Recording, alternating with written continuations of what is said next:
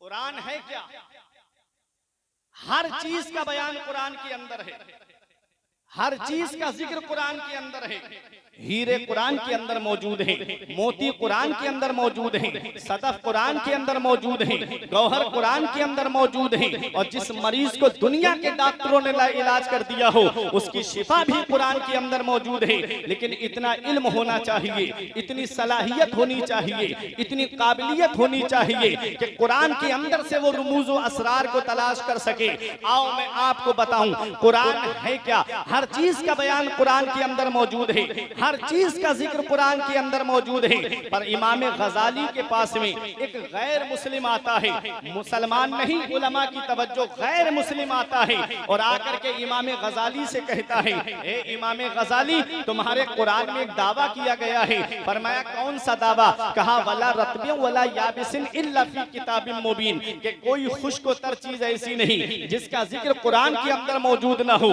मतलब हर चीज का बयान कुरान में है। तो आप मुझे एक सवाल का जवाब दीजिए। आपने फरमाया कर, उसने कहा कि मुझे ये बताइएगा कुरान में सितारों की चाल का जिक्र है। सितारे जो आसमान में चलते हैं वो दो तरह से चलते हैं, एक मुस्बत अंदाज में चलते हैं, दूसरे मनफी अंदाज में चलते हैं। एक सीधी चाल चलते हैं, दूसरे उल्टी चाल चलते हैं। तो मुझे ये बताइएगा जब मैंने तुम्हारा कुरान पढ़ा तो मुझे उसमें सीधी चाल का जिक्र मिल गया लेकिन मुझे उल्टी चाल का जिक्र नहीं मिला। इमाम गजाली हैरत से देखने लगे, ये गैर मुस्लिम है और कुरान पढ़ता है, ये गैर मुस्लिम है और कुरान की तिलावत करता है। आज हम कुरान पढ़ते हैं तो किसी का इंतकाल हो गया तो तीजे में जाके रस्मन कुरान शरीफ की तिलावत कर दी, या किसी के घर कुरान खानी हुई तब कुरान की तिलावत कर दी। गैर मुस्लिम जब कुरान पढ़ता है तो उसमें से कुछ तलाश करने के लिए कुरान पढ़ता है। देख लो गैर मुस्लिम, जब अल्लामा सदरुल फाजिल नईमुद्दीन मुरादाबादी से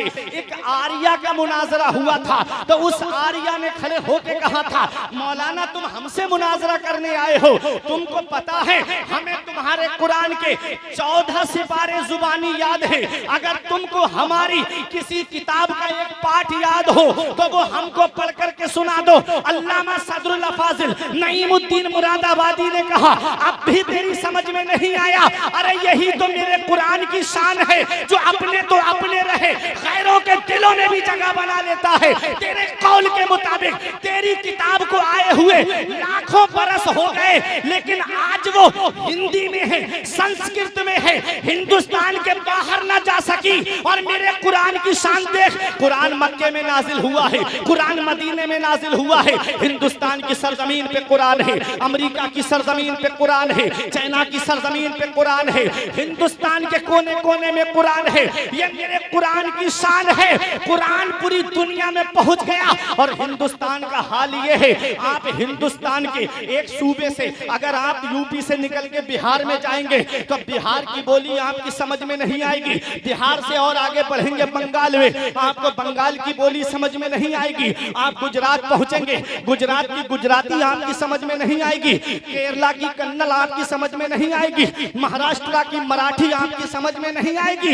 ये एक जुबान है, यूपी की जुबान बिहार ना जा सकी, बिहार की जुबान बंगला ना जा सकी, बंगला की जुबान गुजरात ना जा सकी, गुजरात की गुजराती महाराष्ट्र ना जा सकी। मगर वह मेरे कुरान, तेरी अजमत का कोई जवाब नहीं है, तेरी शान का कोई जवाब नहीं है, तेरी बुलंदी का कोई जवाब नहीं है, तेरी अजमत का कोई जवाब नहीं है, तेरे मकाम सुरैया का कोई जवाब नहीं है। कुरान नाजिल हुआ मक्के में, कुरान नाजिल हुआ मदीने में, कुरान नाजिल हुआ जंगे बदर में, कुरान नाजिल हुआ जंगे उहुद में, कुरान नाजिल हुआ गज़वा तबूक में और पहुंच गया पूरी दुनिया में। हमने कहा एक कुरान जबकि चलता वो है जिसके पास में पैर हो। एक कुरान जरा ये तो बता तू पूरी दुनिया में कैसे पहुंच गया? जब तू नाजिल हुआ था तो इंटरनेट का जमाना नहीं था, मीडिया का जमाना नहीं था, सैटेलाइट का जमाना नहीं था, अखबार का जमाना नहीं था। एक कुरान फिर तू पूरी दुनिया में कैसे पहुंच गया? तो कुरान जवाब देता है, अगर इंटरनेट के जरिए फैला होता तो अमेरिका के ईसाई ने मेरा पीछा किया होता, अगर .com के जरिए फैला होता तो रूस के मजूसी ने ताक़ुब किया होता, अगर अखबार के जरिए फैला होता तो भारत के पत्रकार ने कुछ का कुछ लिख दिया होता। हमने कहा फिर फैला कैसे? तो कुरान जवाब देता है, अखबार के जरिए नहीं, हाफिज़े कुरान के जरिए फैला। अरे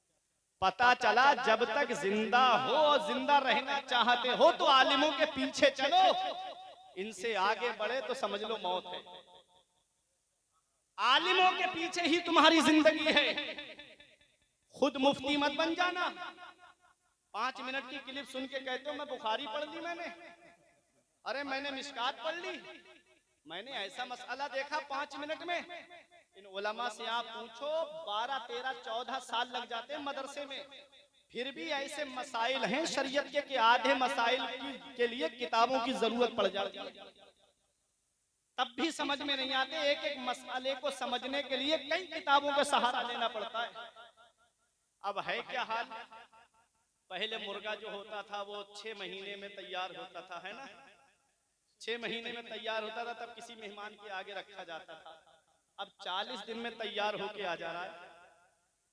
40 दिन में कैसे इंजेक्शन लग रहे हैं, कैसे केमिकल खिलाया जा रहा है उनको, 40 दिन में पूरा मुर्गा तैयार। हमारे बुजुर्ग बैठे हैं, पूछो पहले मेहमान के आगे जो मुर्गा रखा जा रहा, घर में बच्चा पलता था, 6 महीने 7 महीने हो जाते तब कहीं होता था मेहमान के आगे रखने के लायक। 40 दिन में मुर्गा पूरा। 14-15 साल लग गए इन उलमा को मदरसे में जूतियां घिसते घिसते, तब कहीं जाकर के ये आलिम बने और हाफिज बने। आज तुम 5 मिनट की क्लिप सुनकर के जो है अपने आप को मुफ्ती समझते हो। जो जिसका काम है उसी को जेबा देता है। अगर सोफे का काम करने वाले को ला करके आप जो है मकान बनवाओ तो क्या वो बना पाएगा? और मकान बनाने वाले से कहो सोफे बना दे, क्या बना पाएगा? जो आलिमों का काम है मसाइल बयान करना, इन उलमा का काम है। आपका काम है सुनकर के उस पर अमल करना। कुरान है क्या उसे समझो, हर चीज कुरान में है।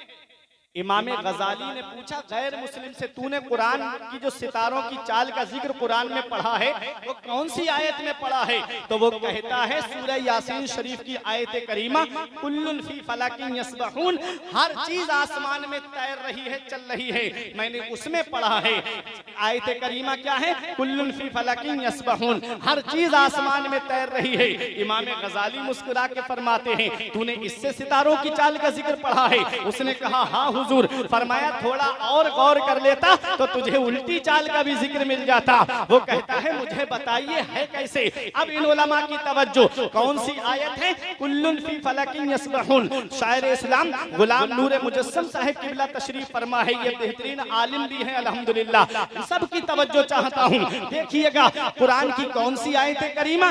कुल्लुन फी फलक, हर चीज आसमान में तैर रही है। उलमा की तवज्जो, हर चीज आसमान में तैर रही है। कुल्लुन फी फलक, कुल्लुन में पहला हर्फ काफ है, दूसरा हर्फ लाम है, मिला के हुआ कुल। अब फलक का पहला हर्फ फा है, दूसरा हर्फ लाम है, तीसरा हर्फ काफ है, मिला के हुआ फलक। और फी में पहला हर्फ फा है, दूसरा हर्फ या है, मिला के होता है फी। कुल्लुन फी फलक। अब तवज्जो मेरी तरफ देना, एक इल्मी बात करने जा रहा हूँ। उस गैर मुस्लिम ने कहा सितारों की सीधी चाल का जिक्र मुझे मिला है, कुल्लुन फी फलकिन यस्बहून आयत करीमा से उल्टी चाल का जिक्र नहीं मिला है। और कुरान का दावा है हर चीज कुरान के अंदर मौजूद है। आप इस दावे को सच्चा करके दिखाइएगा। इमाम गजाली फरमाते हैं थोड़ा और गौर कर लेता तो तुझे उल्टी चाल का भी जिक्र मिल जाता। फरमाया वो कहता है, जब आपने ये फरमाया कहता है मुझे समझाइए तो सही। आपने कहा कुल्लुन फी फलक, इस आयत पर गौर कर। कुल्लुन में पहला हर्फ काफ, दूसरा हर्फ लाम, फी में पहला हर्फ फा, दूसरा हर्फ या, मिला के हुआ फी। अब फलक में पहला हर्फ फा, दूसरा हर्फ लाम, तीसरा हर्फ काफ, मिला के हुआ फलक। अब कुल्लुन फी फलक को उल्टा करके देखिएगा। अब फलक में आखिरी हर्फ काफ है और बीच वाला हर्फ लाम है, मिला के हुआ कुल। अब फलक का बचा फा और फी का बचा या। अब मिला के फा और या को मिलाइएगा, हो गया फलक, हो गया कुल्लुन फी। अब फी का बचा फा और इधर लफ्ज़े कुल है और कुल का पहला हर्फ काफ है, दूसरा हर्फ लाम है, मतलब आखिरी हर्फ लाम है। इधर फी का पहला हर्फ फा है। अब फी का पहला हर्फ फा लीजिए और कुल्लुन का आखिरी हर्फ लाम लीजिए और पहला हर्फ काफ लीजिए, मिला के होता है फलक। सीधी तरफ से पढ़ोगे तब भी कुल्लुन फी फलक है और उल्टी तरफ से पढ़ोगे तब भी कुल्लुन फी फलक है। इमाम गजाली फरमाते हैं सीधी तरफ से पढ़ोगे तो सितारों की सीधी चाल का जिक्र मौजूद है और उल्टी तरफ से पढ़ोगे तो सितारों की उल्टी चाल का जिक्र मौजूद है।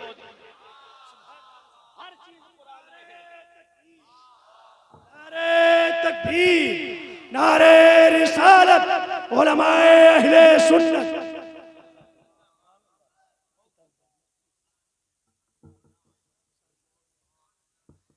हर चीज कुरान में है, हर चीज कुरान में है, हर चीज का बयान कुरान में है। क्या आज हम अपनी जिंदगी कुरान के मुताबिक गुजार रहे हैं? क्या आज हमारी जिंदगी कुरान के मुताबिक चल रही है? सुने, मैं अब तकरीर सिग्नल हो गया मुझे, वरना मैं कुरान पे बताता कि कुरान है क्या।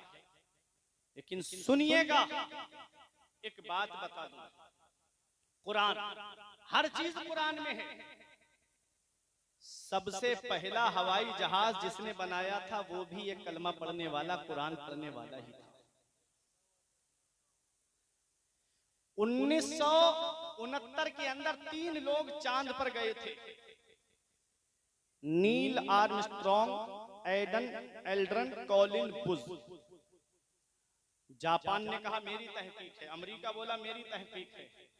हमने कहा ये तो तुम अब दावा कर रहे हो, हमारे कुरान ने 1450 साल पहले बता दिया था कि 3 लोग चांद पर जाएंगे। कुरान ने ये भी बता दिया था कि वो किसी चीज पे सवार होकर जाएंगे। कुरान ने ये भी बता दिया था कि मुसलमान नहीं बल्कि गैर मुस्लिम जाएंगे।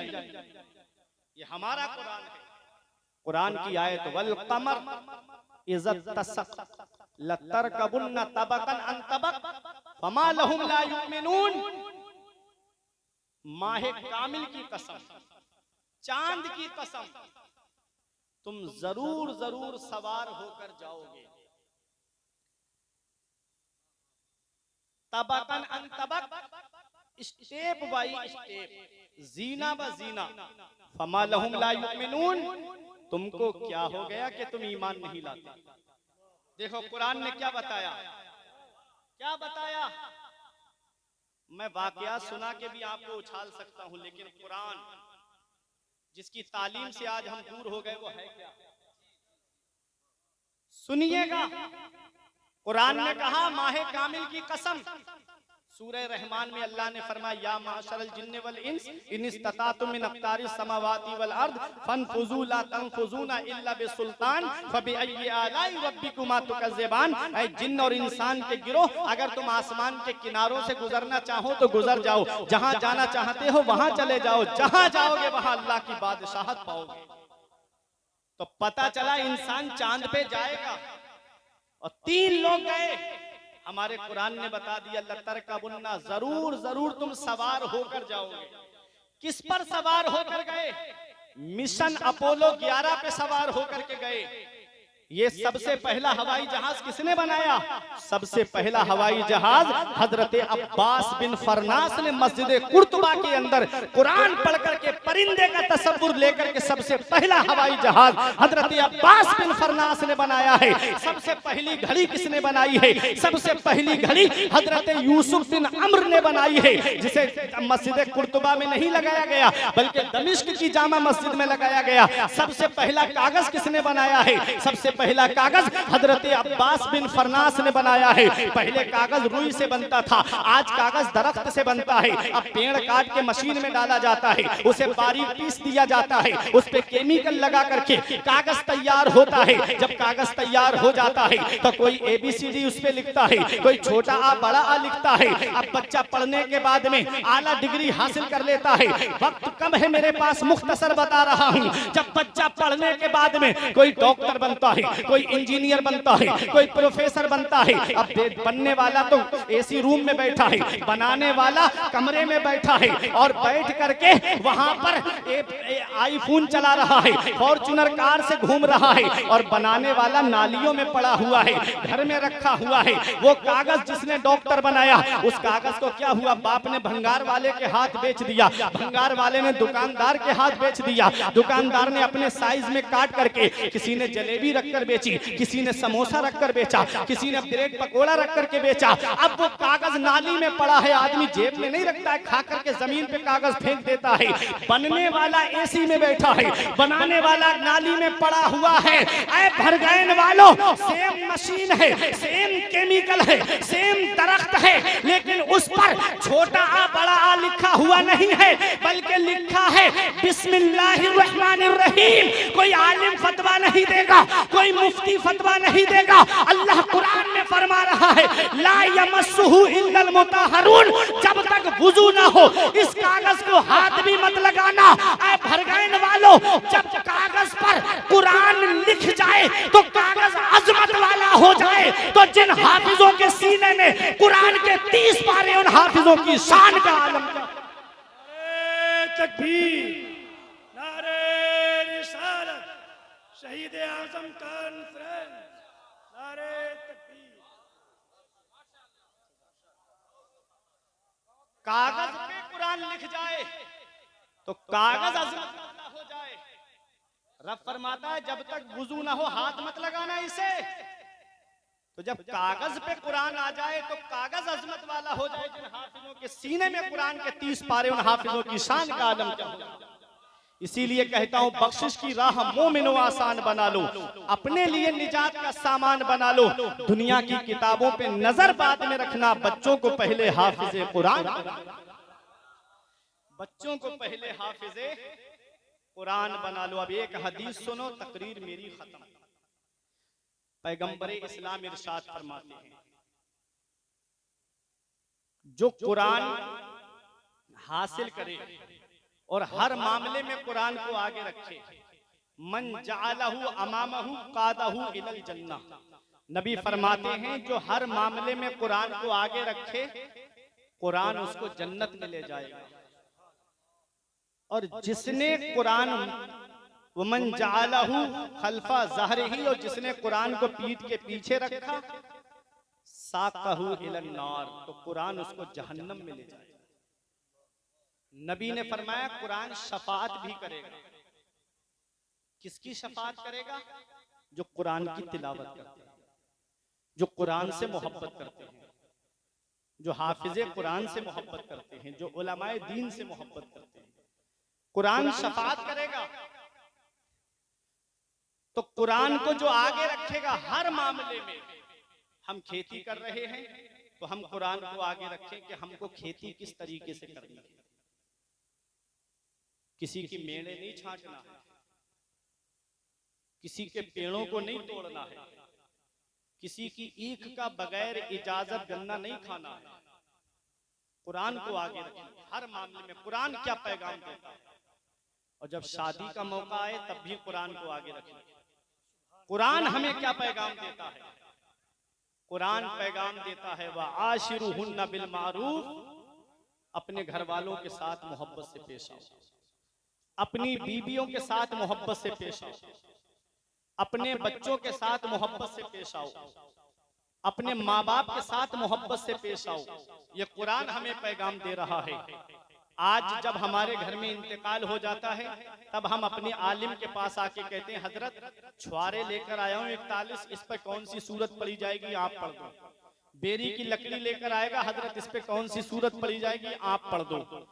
जब मौत का वक्त आता है तब हमें मौलवी याद आते हैं, और जब शादी का मौका आता है तब हम अपने आलिमों को क्यों भूल जाते हैं? तब हम अपने आलिमों के पास क्यों नहीं आते कि हजरत वो तरीका बताओ निकाह का जो पैगंबर इस्लाम की सुन्नत के मुताबिक हो, वो तरीका बताओ निकाह का जो रसूलुल्लाह सल्लल्लाहु अलैहि वसल्लम की सुन्नत के मुताबिक हो। निकाह है क्या? नबी इरशाद फरमाते अन निकाहु मिन सुन्नती फमन रगेबा अन सुन्नती फलैसा मिन्नी। नबी ने फरमाया निकाह मेरी सुन्नत है, और जिसने मेरी सुन्नत से एराज किया वो मुझसे नहीं है। नबी की सुन्नत है निकाह। और अब जरा तवज्जो देना, नबी की सुन्नत को अदा करते वक्त, नबी करीम सल्लल्लाहु अलैहि वसल्लम की सुन्नत को जब हम अदा करने जा रहे हैं तो शादी के कार्ड पे लिखवाते हैं शादी मुबारक। मुबारक का माना जानते हो आप? बारका युबारिको, बरकत से बना मुबारक, जिसके माना आते हैं ऐसी शादी जिसमें अल्लाह की बरकतें नाजिल हों। ऐसी शादी जिसमें अल्लाह की रहमतें नाजिल हों। भरगैन वालों, दिल पे हाथ रख के बताना, जिस शादी में डांस पार्टी नाचे, क्या उस शादी में अल्लाह की बरकतें नाजिल होंगी? जिस शादी में बैंड बजे, क्या उस शादी में अल्लाह की बरकतें नाजिल होंगी? जिस शादी में एक हफ्ता पहले औरतें ढोल पर गीत गाना शुरू कर दें, क्या उस शादी में बरकत होगी? जिस शादी में हल्दी की रस्म के नाम पे बेपर्दगी का बाजार गर्म किया जाए, क्या उस शादी में बरकत होगी? जिस शादी में मेहंदी की रस्म के नाम पे बेपर्दा औरतों का हुजूम लगे, क्या उस शादी में बरकत होगी? नबी की सुन्नत अदा करने जा रहे हैं हम। आज नबी की सुन्नतों से हम दूर हो गए। पैगंबर इस्लाम की सुन्नत है कि निकाह मस्जिद में होना चाहिए। अब दूल्हा खुद नमाज नहीं पढ़ता है तो वो मस्जिद में क्यों जाएगा? होना तो ये चाहिए था कि दूल्हा मस्जिद में जाता, जोहर की नमाज पढ़ने या असर की नमाज, जिस वक्त बारात पहुंचती पहले नमाज अदा करता, वही मस्जिद में बैठ जाता, वहीं काजी साहब और 2 गवाह वहीं पर इज़्न लेकर के आते और मस्जिद में निकाह होना चाहिए था। मस्जिद में निकाह होने के 2 फायदे हैं भरगैन वालों। एक फायदा तो ये है कि मस्जिद खुदा का घर है और अल्लाह के घर में अल्लाह की रहमतें नाजिल होती है। जो निकाह मस्जिद में होता है उस निकाह में अल्लाह की रहमतें नाजिल हुआ करती है। और दूसरा फायदा यह है कि मस्जिद के अंदर कोई नापाक दाखिल नहीं होता है।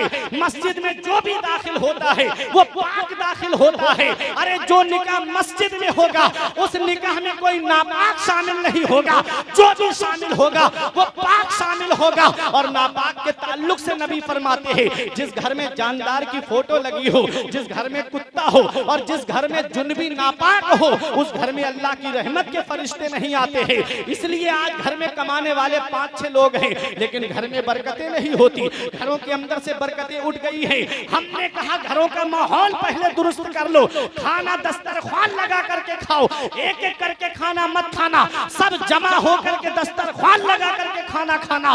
और दूसरी वजह यह है कि घरों के अंदर जुनबी यानी नापाक लोग रहते हैं, जिसकी वजह से अल्लाह ताला बरकतें उठा देता है। अगर तुम चाहते हो कि तुम्हारे घरों का बरकतें तवाफ करें तो अपने घरों का माहौल दुरुस्त कर लो और नबी की शरीयत का माहौल घरों में कायम कर दो। जब शरीयत का माहौल कायम हो जाएगा तो तुम भी यही कहोगे कि तरीके मुस्तफा को छोड़ना है वजह बर्बादी।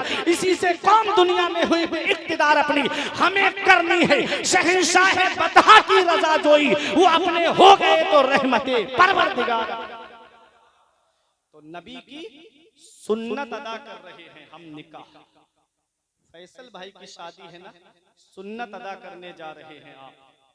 अब देखिएगा नबी ने क्या इरशाद फरमाया, तुनकहुल मरअतु ले अरबईन ले मालिहा वले हसबिहा वले जमालिहा वले दीनिहा। नबी ने फरमाया निकाह जब इंसान करता है तो उसकी 4 वजह होती है। या तो लड़की का माल देख के निकाह करता है, या लड़की का खानदान देख के निकाह करता है, या लड़की की दौलत देख के निकाह करता है, या उसका हुस्न जमाल देख के निकाह करता है, या लड़की की दीनदारी को देख के निकाह करता है। नबी ने क्या पैगाम दिया? नबी फरमाते हैं, ऐ मेरे उम्मती, जब तू निकाह करे तो लड़की का हुस्न मत देखना, उसकी दौलत को मत देखना, उसके खानदान को मत देखना, बल्कि दीनदारी को देखना, परहेजगारी को देखना। क्योंकि दीनदार लड़की जब तुम्हारे घर में आएगी तो 3 नस्लों तक पहुंच जाएगा। और सुनो, दौलत जमीन के ऊपर काम आती है, माल जमीन के ऊपर काम आता है, खानदान जमीन के ऊपर काम आता है। हुस्न जमाल आज का क्या है? ब्यूटी पार्लर जाने से पहले देख लो और ब्यूटी पार्लर से आने के बाद में देख लो। आजकल का हुस्न तो मसनूई हुस्न है। नबी ने फरमाया तुम परहेजगारी को देख करके निकाह करना, दीनदार लड़की से निकाह करना। जब दीनदार लड़की तुम्हारे घर में आएगी तो जमीन के ऊपर भी दीनदारी काम आएगी, जमीन के नीचे भी दीनदारी काम। आ गई बात समझ में? पैगंबर इस्लाम ने क्या फरमाया? दीनदार लड़की को इख्तियार किया। पैगंबर इस्लाम ने फरमाया परहेजगार लड़की को इख्तियार किया। मैं पैगंबर इस्लाम का ये फरमान है। आज माइंड बहुत डिस्टर्ब है क्योंकि किल्लत वक्त की तलवार हमारी गर्दन पे लटक रही है। बातें बहुत सारी आपसे करना थी निकाह के ताल्लुक से और कुरान के ताल्लुक से भी, दस्तारबंदी के ताल्लुक से भी, लेकिन वक्त इजाजत नहीं देता। अभी 2 शायर भी यहाँ मौजूद हैं। ये बातें मैंने आपके सामने बयान की। निकाह नबी की सुन्नत है। शादी करो तो ऐसी करो सादगी के साथ जैसे अली का अक्द हुआ फातिमा के साथ। जरदार देख कर ना जमींदार देख कर, रिश्ता करो नबी का वफादार देख कर। एक पैगाम मैं अपने तलबा को भी दे दूं, फिर मैं अपनी जगह बैठ जाऊं। कुरान हिफ्ज किया है तुमने, हमेशा अपने उस्ताद का अदब करते रहना। उस्ताद का अगर अदब नहीं किया तो मैंने बड़े काबिल लोगों को भी बर्बाद होते हुए देखा है। जो उस्ताद के गुस्ताख हो जाते हैं, मैंने उनकी काबिलियत को मिट्टी में मिलते हुए भी देखा है। कितने ऐसे मेरे साथी भी हैं कि जो जिनका आज कोई नाम तक नहीं लेता। अदब से जिंदगी बनती है, जन्नत भी जहन्नम भी। अदब से जिंदगी बनती है, जन्नत भी जहन्नम भी। अदब बहुत जरूरी है। इमाम आजम अबू हनीफा के उस्ताद शेख हम्माद हैं, और आपका घर जो कूफे में था ना, 16वीं गली में था। जैसे आप दिल्ली में जाएंगे तो अलग अलग सेक्टर बने होते हैं ना, 1 नंबर गली, 2 नंबर गली, 3 नंबर गली। 16वीं गली में था घर हजरत इमाम आजम अबू हनीफा का। और इमाम आजम अबू हनीफा के शागिर्द हैं हजरत इमाम जुफर, जो दरसे निजामी से ताल्लुक रखते हैं। वो पढ़ते हैं, नूरुल ईज़ा है, हिदाया, उसमें आता है काला लिजुफर। इमाम जुफर ने कहा, इमाम जुफर ने कहा, ये इमाम आजम अबू हनीफा के शागिर्द हैं। इनका घर 16वीं गली में था इमाम आजम अबू हनीफा से। लेकिन बताया जाता है, किताबों में लिखा है कि इमाम जुफर ने कभी भी अपने उस्ताद के घर की तरफ भी पैर नहीं फैलाए थे। इतना अदब था। और इमाम आजम अबू हनीफा अपने उस्ताद शेख हम्माद के घर का सामान ला के दिया करते थे। उनका इंतकाल हो गया तो उनके घर की सौदा खरीद के उनके घर पहुंचाते थे। एक दिन शेख हम्माद की बीबी ने कहा था, इमाम आजम अब तो तुम इमाम आजम बन गए हो, फिर भी हमारे घर का सामान लाते हो। तो इमाम आजम ने एक जवाब दिया था जो हर एक के लिए दिल की तख्ती पे लिखने के लायक है। मैं अपनी जुबान में कहता हूँ, इमाम आजम कहते हैं, अरे मैं इमाम आजम हूँ तो क्या हुआ, पहले मैं इस दर का गुलाम बना हूँ, तभी तो दुनिया का इमाम बना हूँ। कितना जरूरी है उस्ताद का अदब। और आज दीनी तालीम हासिल करने के बाद ये मत सोचना कि कहीं मस्जिद मिल जाए या मदरसा मिल जाए। ये मेरा पैगाम है, ये जरूर पहुंचा के जाऊंगा, चाहे 5 मिनट आगे क्यों ना बढ़ जाएं। इमाम सुनिएगा, जरूरी है तालिब इल्म के लिए एक पैगाम मेरा कि जब हाफिज बन जाओ, आलिम बन जाओ, तो तुम्हारे लिए कॉलेज के रास्ते खुले हैं, यूनिवर्सिटी के रास्ते खुले हैं। आओ, डॉक्टरेट की तरफ आओ, इंजीनियरिंग की तरफ आओ, और आला तालीम हासिल करके IAS का एग्जाम पास करो। दुनियावी तालीम में जब आओगे तो कौम को जरूरत है कि ऐसा डॉक्टर मिल जाए जो आलिम भी हो और हाफिज भी हो, तो वो किसी की किडनियां नहीं बेचेगा बल्कि कौम की गरीबों की मदद करता हुआ नजर आएगा। इसलिए दुनियावी तालीम भी जरूरी है और दीनी तालीम भी जरूरी है। इक़रा बिस्मि रब्बिकल लज़ी खलक, ए महबूब पढ़िए अपने रब के नाम से, अपने रब के नाम से पढ़िए जिसने आपको पैदा किया है। तो सबसे पहली वही नबी पे जो नाजिल हुई थी वो तालीम के ताल्लुक से थी, पढ़ाई के ताल्लुक से थी। इसलिए अपने बच्चों को पढ़ाओ, दीनी तालीम सिखाओ। मदरसे के दरवाजे खुले हैं, पहले आलिम बनाओ, हाफिज बनाओ, फिर उसके बाद चाहे डॉक्टर बनाओ, इंजीनियर बनाओ। बख्शिश की राह मोमिनो आसान बना लो, अपने लिए निजात का सामान बना लो। दुनिया की किताबों पे नजर बाद में रखना, बच्चों को पहले हाफिज कुरान किया करते थे। उसी में मौला अली शेर खुदा है, उसी में हजरत अबू हुरैरा है, उसी में हजरत उमर फारूक आजम हैं, उसी में हजरत अबू बकर सिद्दीक हैं। तो खानाए खुदा के बाद में, मस्जिद के बाद में दूसरा जो घर बना था वो मदरसा है। आज आप अल्लाह के रसूल के घर में बैठे हुए हो, आज आप मदरसे में बैठे हुए हो। ये मदरसे तुम्हारी जरूरतों का नाम है, ये मदरसे तुम्हारी उमंगों का नाम है। अपने जहन को करीब करिएगा। अल्लाह तबारक व तआला ने सबसे पहली वही अपने महबूब पर नाजिल फरमाई, तो क्या सबसे पहले नमाज का हुक्म दिया? क्या सबसे पहले रोजे का हुक्म दिया? क्या सबसे पहले ज़कात का हुक्म दिया? क्या सबसे पहले हज का हुक्म आया? क्या सबसे पहले सदका व खैरात का हुक्म आया? होना तो ये चाहिए था कि अल्लाह तबारक व तआला कि इबादत में सबसे अहम इबादत जो है वो नमाज है। होना तो ये चाहिए था कि सबसे पहली वही नाजिल होती तो नमाज का हुक्म दिया जाता, अकीमुस सलात, नमाज कायम रखो। होना तो ये चाहिए था कि नमाज के बाद रोजे का हुक्म आता है। होना तो ये चाहिए था कि आयत नाजिल होती, या अय्युहल्लज़ीना आमनू कुतिबा अलैकुमुस सियाम कमा कुतिबा अलल लज़ीना मिन क़ब्लिकुम लअल्लकुम तत्तक़ून। रोजे का हुक्म भी नहीं आया। होना तो ये चाहिए था कि हज का हुक्म आ जाता, वलिल्लाहि अलन नास हिज्जुल बैति मन इस्तताअ इलैहि सबीला। हज का भी हुक्म नहीं आया। वातु ज़कात, ज़कात का भी हुक्म नहीं आया। सबसे पहला जो हुक्म आया है, सबसे पहली वही जो पैगंबर पर नाजिल हुई है। अल्लाह फरमाता है इकरा पढ़िए, इकरा पढ़िए। तालीम कितनी जरूरी है, एजुकेशन कितना जरूरी है, शिक्षा कितनी जरूरी है। आज हम तालीम से दूर होते जा रहे हैं, आज हम शिक्षा से दूर होते जा रहे हैं, आज हम एजुकेशन से दूर होते जा रहे हैं। सेक्टर ब्यूरो की रिपोर्ट के मुताबिक आज तकरीबन 85% मुसलमान तालीम याफ्ता नहीं है। फिर रोना रोया जा रहा है कि मुसलमानों को सताया बहुत जा रहा है। ना बैंक में कोई मुसलमानों से बात करने के लिए तैयार है, ना किसी और महकमे में कोई मुसलमानों से बात करने के लिए तैयार है। ऐ लोगों, मैं आपको बताना चाहता हूँ, वो कौम जिसके पैगंबर पे सबसे पहली वही नाजिल हुई तो पढ़ने के ताल्लुक से कि पढ़िए पढ़िए पढ़िए, तालीम कितनी जरूरी है। अब आओ हजरते अब्दुल्ला इब्ने अब्बास की एक रिवायत सुनो कि मेरे आका ने इरशाद फरमाया, मन अरादल इल्म फअलैहि बिल कुरान। जो इल्म हासिल करने का इरादा करे उसको चाहिए कि वो सबसे पहले कुरान की तालीम हासिल करे, सबसे पहले कुरान पढ़े, सबसे पहले वो कुरान की तालीम हासिल करे।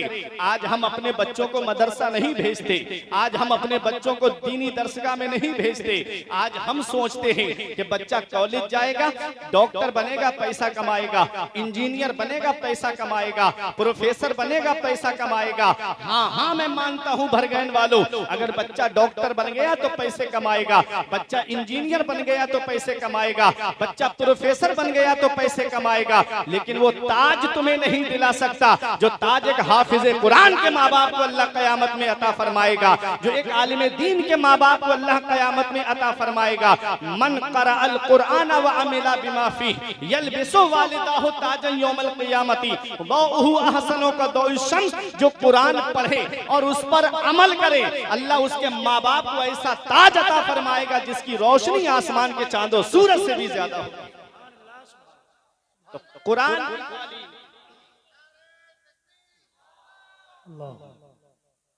कुरान की तालीम कितनी जरूरी है, कुरान कितना जरूरी है। कुरान आज हम अपने बच्चों को कुरान पढ़ने के लिए मदरसा नहीं भेजते। आओ अपने जहन को करीब करो, कुरान है क्या? कुरान को क़रा यक़रअ क़रअन व क़िराअतन से मुश्तक़ माने तो इसके माना आते हैं ऐसी किताब जिसकी बार बार तिलावत की जाए, जिसकी तिलावत कभी खत्म ना हो, जिसकी तिलावत कभी बंद ना हो। और जितना कुरान पढ़ा जाता है इतनी दुनिया में कोई किताब नहीं पढ़ी जाती है। जितना कुरान को पढ़ा जाता है इतनी दुनिया में कोई और किताब नहीं पढ़ी जाती है। आओ अपने जहन को करीब करो, अगर कुरान को क़रा यक़रअ क़रअन से मुश्तक़ माने तो इसके माना आते हैं मिलाने वाली। तो कुरान का माना होगा कि कुरान वो अल्लाह की किताब है। जब बंदा कुरान की तिलावत करता है तो ये कुरान बंदे को मौला से मिला देता है, ये कुरान बंदे को परवरदिगारे आलम से मिला देता है।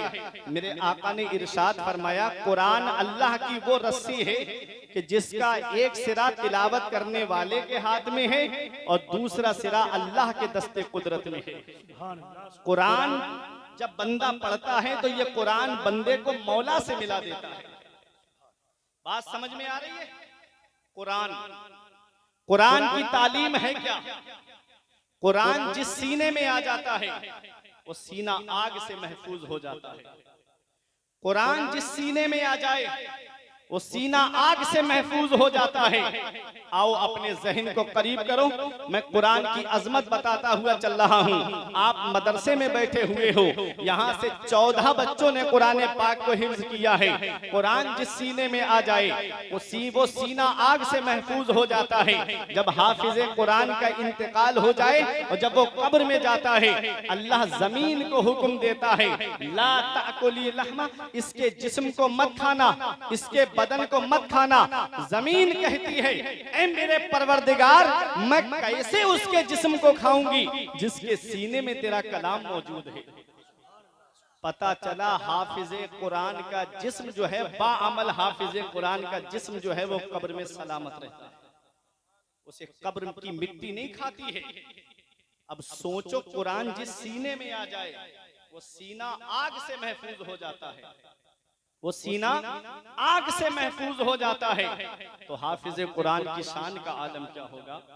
बख्शिश की राह मोमिनो आसान बना लो, अपने लिए निजात का सामान बना लो। दुनिया की किताबों पे नजर बाद में रखना, बच्चों को पहले हाफिज कुरान बना लो।